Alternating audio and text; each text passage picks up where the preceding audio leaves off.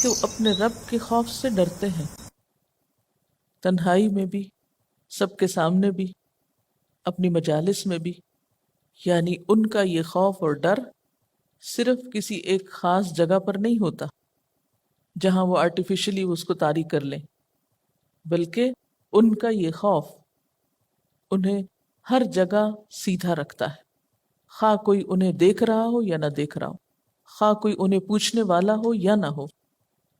اب دیکھیں کہ جہاں اللہ تعالیٰ غفور الرحیم ہے، مہربان ہے، رحمان اور رحیم ہے، وہاں دوسری طرف اہل ایمان کا طریقہ اور اہل ایمان کی سوچ یا اہل ایمان کی فیلنگ کیا ہوتی ہے؟ اتنی نعمتیں ہیں مجھ پر میرے رب کی، اتنے انعامات اور اتنے احسانات ہیں، میں ان کو پا کر اپنے رب کا شکر کتنا ادا کر رہی، اور اگر نہیں کر رہی تو مجھے ڈرنا چاہیے کہ کہیں میری پوچھ نہ ہو جائے۔ اب اس بات کو ذرا ایک مثال سے سمجھیے۔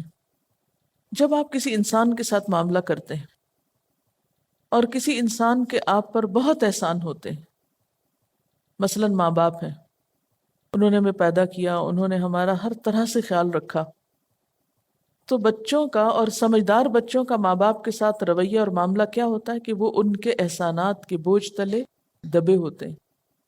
جو بچے ماں باپ کے احسانات کو پہچانتے ہیں، پھر ان کے اندر ماں باپ کی ناراضگی کا بھی خوف پیدا ہوتا ہے، اور جو بے شعور ہوتے ہیں، ناسمجھ ہوتے ہیں، وہ نہ تو ماں باپ کے احسانات کی قدر کرتے ہیں اور نہ ہی انہیں ماں باپ کی ناراضگی کا کوئی ڈر ہوتا ہے، انہیں پرواہ ہی نہیں۔ اب آپ دیکھیں دو کردار سامنے لائیں نا، مثلا ایک گھر میں دو بچے ہیں، ایک بچہ ماں باپ کی نافرمانی پر تلا ہوا ہے، ماں باپ کی نافرمانی اور ناراضگی کی کوئی پرواہ نہیں اس کو۔ دوسرا جو ہے وہ اس سے ڈرتا ہے، کوئی بھی ایسا کام کرنے سے بچتا ہے جس سے ماں باپ کو تکلیف ہو۔ اب ماں باپ ایک ہی ہیں لیکن دو بچوں کا طریقہ یا طرز عمل بالکل مختلف ہے۔ فرق کہاں ہے؟ کیا ماں باپ بہت سخت ہیں ایک کے لیے اور دوسرے کے لیے نرم ہے، اس لیے یہ رویے میں فرق ہے؟ نہیں، یہ فرق دراصل دونوں کے رویے میں ہے، یا دونوں کے خیال یا دونوں کے احساس میں ہے۔ یعنی عام طور پہ گھروں میں ہوتا ہے نا کہ آپ کے گھر میں مثلا کوئی ایک بہن یا بھائی ایسا ہوتا ہے کہ جو ماں باپ کو بہت ستاتا ہے، بہت پریشان کرتا ہے، اس کے پریشان کرنے پر آپ کو رونا آتا ہے کہ یہ ایسا کیوں کرتا ہے، یہ ماں باپ کو کیوں دکھ دیتا ہے۔ آپ خود بھی برداشت نہیں کرتے کہ آپ کے ماں باپ کو کوئی غم پہنچے، اور جب کوئی اور غم پہنچانے کی کوشش کرتا ہے تو بھی آپ کا دل دکھتا ہے۔ کیوں؟ یہ کیفیت آپ کے اندر کیوں ہے؟ کس وجہ سے؟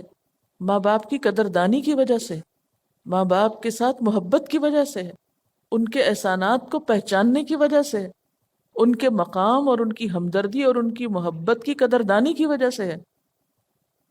اب بالکل اسی طرح جس شخص کے اندر اللہ تعالیٰ کے احسانات کا احساس ہوتا ہے، جو اللہ تعالیٰ کے احسانات کے آگے جھکا ہوا ہوتا ہے، دبا ہوا ہوتا ہے، پھر اسے اپنی چھوٹی چھوٹی کوتاہی بھی بہت بڑی نظر آتی، اس پر بھی پریشان ہوتا ہے، اور بڑے گناہ تو خیر بڑے ہی ہیں۔ پھر اسے صرف اپنے گناہوں پر ہی دکھ نہیں ہوتا، اسے اس پر بھی دکھ ہوتا ہے کہ دوسرے لوگ اس اتنے عظیم رب کی نافرمانی کرتے ہیں، پھر اس کو چین نہیں آتا۔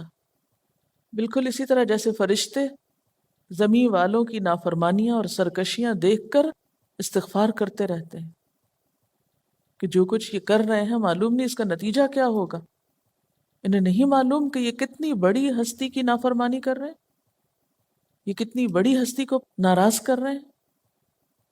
اللہ تعالیٰ کا خوف اور اللہ سے ڈر اس کی ناراضگی سے ہوتا ہے، اس کے احسانات کے آگے مرہون منت ہونے سے۔ جتنی جتنی آپ کو اللہ کی قدر ہوگی، جتنا زیادہ آپ اس کا مقام پہچانیں گے، جتنا زیادہ آپ اس کی عظمت کو جانیں گے، اتنا زیادہ آپ کے دل میں اس کی ناراضگی کی فکر ہوگی کہ مجھے اسے نہیں ناراض کرنا، نہ کسی بات سے، نہ کسی کام سے، نہ کسی کال سے، نہ کسی حرکت سے، نہ کسی خیال سے، نہ کسی سوچ سے، کہ ایسا تصور بھی نہیں کر سکتے ہم۔